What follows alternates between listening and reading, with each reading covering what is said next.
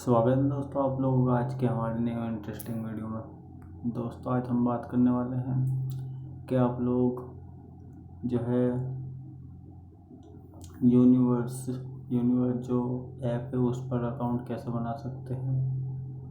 तो उसके लिए आप करना क्या होगा, सबसे पहले आपको उसे डाउनलोड कर लेना है। डाउनलोड करने के बाद में उसे अपना डेट ऑफ बर्थ मांगा, डेट ऑफ बर्थ दे देना है और एग्री करके आपको सीधा आपको फिर जीमेल मांगेगा। एक जीमेल द्वारा आपको इसे कंफर्म कर देना है और उसके बाद अपना नाम वगैरह लिख लेना है। तो सीख लेते हैं, चलिए बता देते हैं।